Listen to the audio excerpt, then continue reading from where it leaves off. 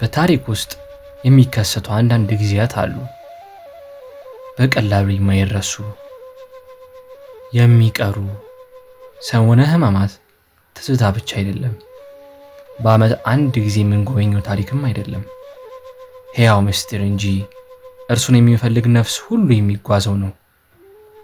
ከመከራው የአትክልት ስፍራ እስከ መስቀሉ እንጨት፣ እስከ መቃብሩ ዝምታ፣ እስከ ትንሣኤው ብርሃን፣ ይህ የእርሱ ጉዞ ብቻ አይደለም፣ የእኛም ጭምር እንጂ። ቤተ ክርስቲያን የምታውቀው አንድ ድምፅ አለ። የሕይወት ድምፅ፣ የደስታ ድምፅ። በማህሌት ሲሸበሸብ ሲዘመር፣ ምዕመናኑ በደስታ እልል ሲሉ። ነገር ግን በዓመት አንድ ጊዜ ይህ ሁሉ ነገር ይለወጣል።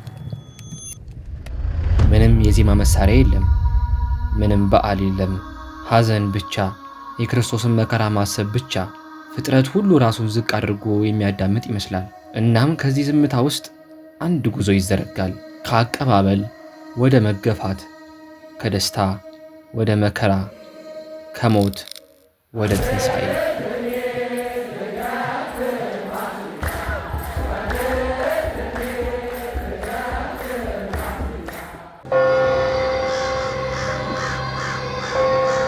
እናም ይጀምራል።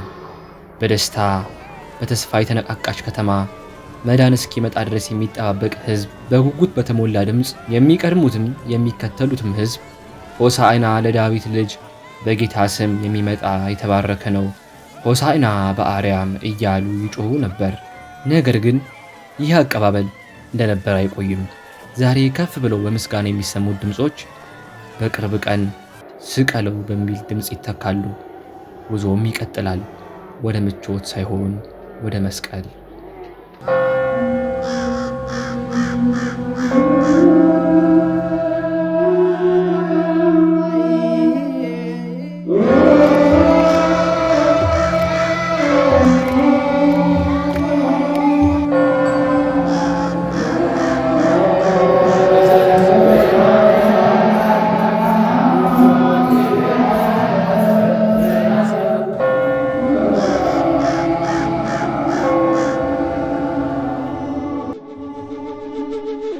ክፍል 1 ጸሎተ ሐሙስ።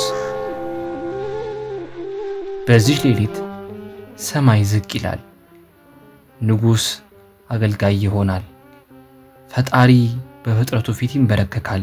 አሁን የዛሬው ቅዳሴ በአብይ ድምፅ አይሰማም። ቅድም አባታችን ጥሩ መመሪያ ውስጥ እየሰጡ ነበረ። ቤተ ክርስቲያኒቷ ስርዓቷን መልቀቅ ስለሌለባት ይሄ የራሷ አንዷ መገለጫዋ ነው። ድምፁ በአብይ አይሰማም። የዛሬው ቅዳሴ በለሆሳስ በሹክሹክታ። ለምን መሰላችሁ?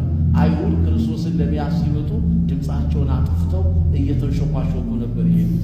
ፊት አውራሪ ያንን ያስቆሩትን ይሁዳ ፊት አውራሪ አድርገው እነሱ ወደዚያች ወደ ደብረ ዘይት ሲሄዱ ምሽት ነው፣ ሰዓቱ ድቅት ምሽት ነው። ድምፃቸው ሳይሰማ መቼም ሌባ ሲሄድ ኮቴውን እያሰማ ነው አይደል? ክፉ አድራጊ ወንጀለኛ ሰው ሲሄድ። ስለዚህ ይሄንን አስበው ቃጭል አትጠብቁ፣ ቃጭል አይመታም። ጽናትን ነው ዛሬ የሚጸለጸል። ይሄም አንዱ ሚስጥሩ ለዚሁ ነው። ሌላው ደግሞ ቅዳሴው ሲቀደስ የተለየ ነገር እንዳታደርጉ። ዲያቆኑ ተንሱ ሲል እግዚኦ ተሳለና አይባልም ዛሬ። እሺ፣ ስብሐት ለአብ ወወልድ ወመንፈስ ቅዱስ ነው የሚባለው። ከተለመደው ለየት ይላል። ሰላም ተብሎ ሲባል ደግሞ ሰላም ለኩልክሙ ሲል ካህኑ አቡነ ዘበሰማያት ነው የሚለው። ለምን መሰላችሁ? እግዚኦ ተሳለን ሰዓቱ ሲደርስ ነው። ያ በሰዓቱ ጊዜ አዳም ያው እንግዲህ ለውስተ ሲኦል ጻው ሲባል አዋጁ ሲታወጅለት መልእክት 11 ሰዓት በአካለ ነፍስ ክርስቶስ ገብቶ በጨለማ ያላችሁ ውጡ ሲል ተንሥኡ ለጸሎት እግዚኦ ተሳለን ሰላም ለኩልክሙ ምስለ መንፈስከ። ከዚያ በኋላ አዋጁ የሚታወጀው። ዛሬ ግን ያችኑ መስዋዕተ ኦሪት አልፋ መስዋዕተ ወንጌል የተተካችበትን ስርዓት ለመግለጽ ነውና ዛሬ እንግዲህ ወይኑ ተዘጋጅቶላቸዋል። የወይን ጠጁ ወይራው አለ፣ ሁሉ ተዘጋጅቷል። ወይኑ አለ፣ በዚያ ያው ወይን ጠጅ አለ። ማዩ በደንብ አድርጎ የተዘጋጀው። በእውነት የዚህ ቦታ ስርዓት ደስ ብሎኛል፣ አይቼዋለሁ። ቤተክርስቲያናችንም ይህን ክርስቶስ ያደረገውን ታላቅ የትሕትና ሥራ በየዓመቱ ሁል ጊዜ ታዘክረዋለች። ዲያቆኑ 2 ኩስኩስቶችን ውሃ መልቶ ያቀርባል። አንዱን ለእግር አንዱን ለእጅ መታጠቢያ። ጸሎቱ ጸሎተ አኮቴት በመባል የሚታወቀው የጸሎት አይነት ይጸለያል። ወንጌል ተነቦ ውሃው በካህኑ ወይም በሊቀ ጳጳሱ ይባረክና የሕጽበተ እግር ሥርዓት ይከናወናል። ይኸውም ጌታችን የደቀ መዛሙርቱን እግር በማጠብ ያሳየውን የተግባር ትምህርት ለማሳየት ነው።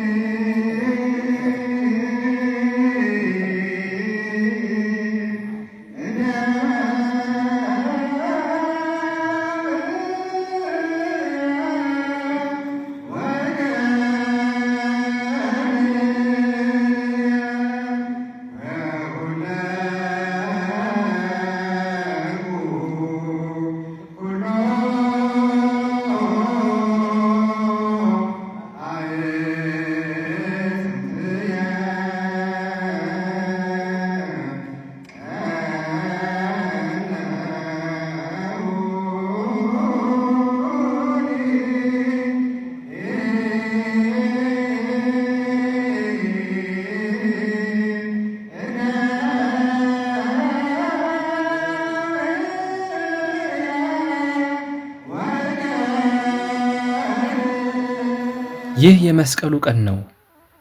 በነቢዩ በኢሳይያስ እርሱ ግን ስለ መተላለፋችን ቆሰለ፣ ስለ በደላችንም ደቀቀ፣ የድህነታችን ተግሣጽ በእርሱ ላይ ነበረ፣ በእርሱም ቁስል እኛ ተፈወስን ያለው ቃል ይፈጸም ዘንድ ትንቢት ሁሉ ተፈጸመ፣ ጥላው ሁሉ ግልጽ ሆነ።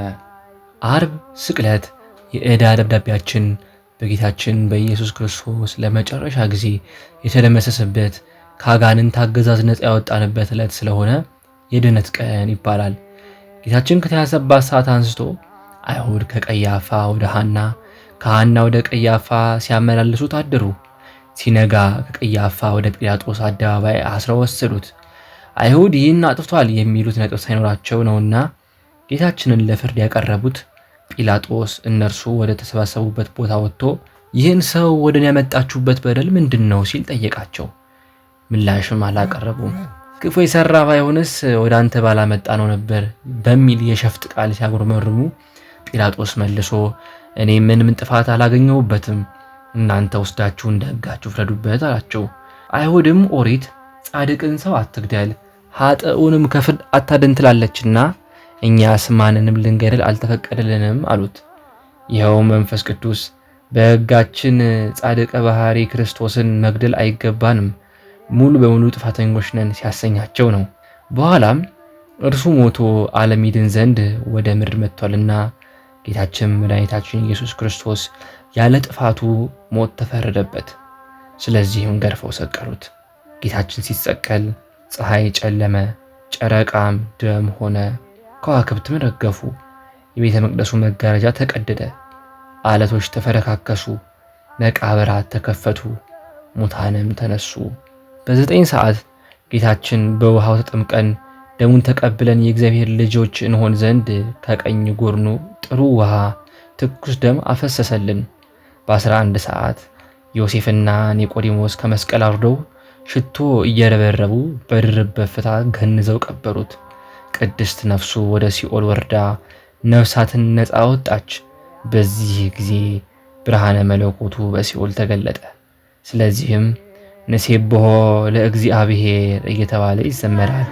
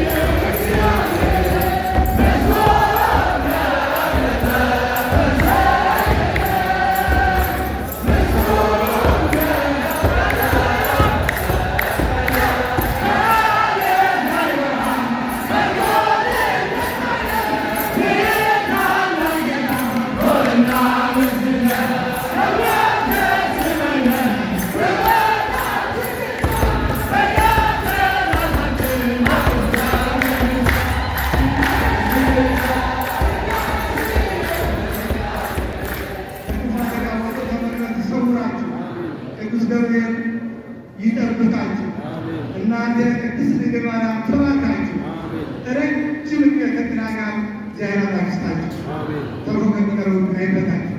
ሰላማችሁ ይብዛ፣ ሰላማችሁ ይብዛ፣ በረከታችሁ ብዙ ይሁን። ክፉዎችን እግዚአብሔር አምላክ ያዝናችሁ፣ ልባቸውን ይመልስላችሁ፣ በጎችን ያብዛል። ሀገራችንን ከጥፋት ሁሉ በስድብ ይሰውርልን፣ በዓሉን በሰላም ያሳዩልን። እሱ ጋር ፈቃዱ ይሁንልን።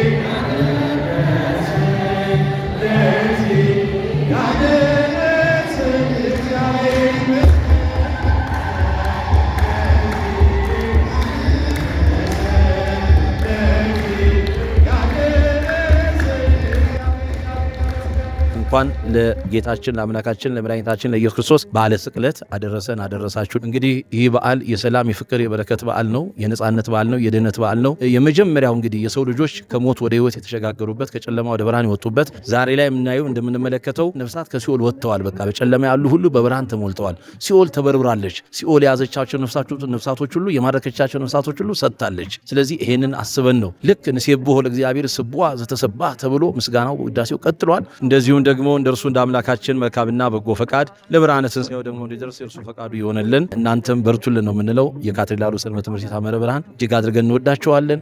አገልግሎታችን በጋራ ነው፣ በጋራ እየሰራን ያለ ነው። የምታደርጉት ሁሉ ሁሉንም የሚያንጽ የሚገነባ ነው። በዚህ በሚዲያችሁም ውስጥ ደግሞ የተለያየ ትምህርቶችን እየሰጣችሁ ያላችሁት በዚሁ እንድትበረቱ እንድትቀጥሉ እናሳስባለን። ሰላም እግዚአብሔር ከሁላችን ጋር ይሁን። ይቆየን።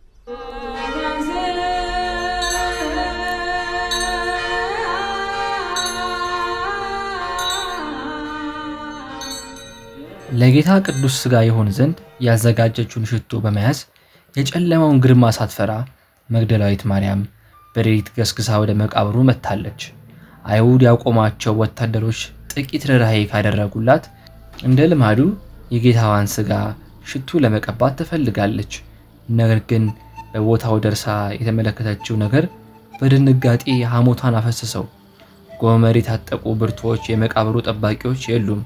አይሁድ በሰንበት መቃብሩ ያተሙትን ማኅተም ከነ መዝጊያ ድንጋዩ ወዲያ ተንከባሏል። በስፍራው አንዳች መልእክት ያለው ዝምታ ነግሷል። ይህን ጊዜ መግደላዊት ማርያም ሐዘን ባይደቀቀው አቅሟ እየወደቀች እየተነሳች ሐዋርያቱ ወደ ተሰበሰቡበት ቤት ሄደች። ለስምዖን ጴጥሮስና ለዮሐንስም ጌታን ከመቃብር ወስደውታል፣ ወዴትም እንዳኖሩት አናውቅም ስትል እንባ እየተናነቃት ነገረቻቸው። ይህን የሰሙ ሁለቱ ደቀ መዛሙርት ወደ ጌታ መቃብር መንገድ ጀመሩ፣ አብረውም ሮጡ። ነገር ግን ዮሐንስ በወጣትነት ጉልበት ከፊት እየፈጠነ ቀድሞ ከመቃብሩ ደረሰ። አረጋዊው ቅዱስ ጴጥሮስ ግን ቢሮጥም እንኳን እንደ ዮሐንስ ሊሆን አልቻለም። በእርግጥ ለክርስቶስ ከነበረው ፍቅር የተነሳ በእርጅና ጉልበቱ ቢሮጥም የሐሙስ ምሽቱ ክፉ ትውስታ ግን ከዕድሜው ጋር ተደምሮ ጥቂት ሳያዘገየው አልቀረም። ወደ መቃብሩ ቀድሞ የደረሰው ሐዋርያው ዮሐንስ ከመጓጓት ብዛት ራሱን ዝቅ ቢያደርግ የመግነዙን ጨርቅ ተመለከተ። ወደ ውስጥ እንዳይገባ ግን አክብር ገጸ አረጋዊ፣ ሽማግሌውን አክብር የምትለው ደገኛይቱ ሕግ ከለከለችው። ዘግይቶ የመጣው ቅዱስ ጴጥሮስ ወደ መቃብሩ ቀድሞ በመግባት በመልክ የተቀመጡትን የተልባ እግር ልብሱንና የራስ ጨርቁን አየ። ሐዋርያቱ አንገታቸውን እንደሰበሩ በዝምታ ወደ መጡበት ቤት ተመለሱ። ማርያም መግደላዊት ግን ከመቃብሩ ውጭ ቆማ የፍቅርን እንባ ታፈስ ነበረ። በኋላም ወደ መቃብሩ ዝቅ ብላ ብትመለከት ሁለት ነጭ የለበሱ መላእክት የክርስቶስ ሥጋ ተኝቶበት በነበረበት ራስጌና ግርጌ ተቀምጠው አየች። ከሁለቱ አንደኛው መልአክ አንቺ ሴት ስለምን ታለቅሻለሽ ሲል ጠየቃት። እርሷም ጌታዬን ከመቃብር ወስደውታል፣ ወዴት እንዳኖሩትም አናውቅም ስትል መለሰችለት። ከዚያ በኋላ ግን መግደላዊት ማርያም በእነዚህ መላእክት ፊት ላይ የተመለከተችው ነገር እጅግ ትኩረት የሚስብ ነበረ።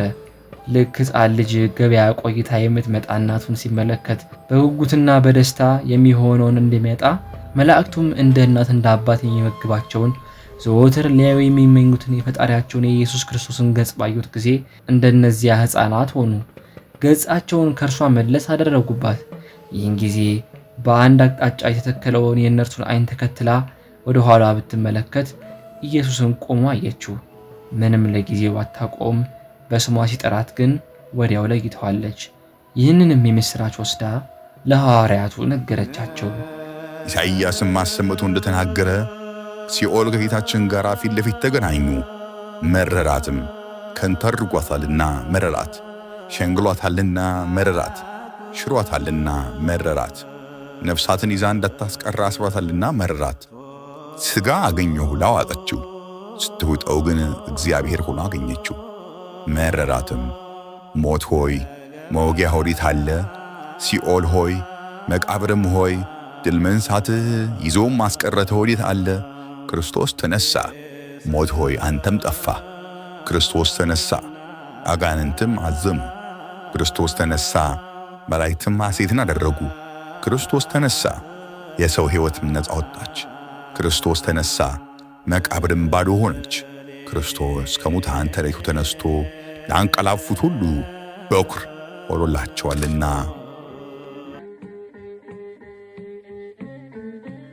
አሁን ደግሞ ወደ ውጫዊው ግቢ እንውጣ። በቤተ ክርስቲያን ውስጥ ማህሌት ሲቆም በጓሮ በኩል ግን ሌላ ነገር እየተደረገ ነበር። የሰንበት ትምህርት ቤት ወጣቶች የፍቅር ማዕድን ሲያዘጋጁ እናያለን። ትንሣኤ ማለት መብላትና መጠጣት ብቻ አይደለም፣ የተራቡትን ማብላት እንጂ። ጌታችን ተርቤ አላበላችሁኝም ብሎ እንዳይፈርድብን እነዚህ ወጣቶች ሌሊቱን ሙሉ በጭስና በድካም ውስጥ ሆነው ለነዳያን ምገባ ያዘጋጃሉ። ይህ ተግባር ከሚቀበል ይልቅ የሚሰጥ ብፁዕ ነው የሚለውን የመጽሐፍ ቅዱስ ቃል በሕይወት መተርጎም ነው። በዚህ ውስጥ የምናየው የክርስቶስን ለጋስነት ነው። እርሱ ራሱን ሰጠን፣ እኛ ደግሞ ያለንን እናካፍላለን። ትንሣኤን የምናከብረው ከድሆች ጋር ስንሆን ነው። ምክንያቱም ክርስቶስ ራሱ በድሆች አምሳል ይመጣልና።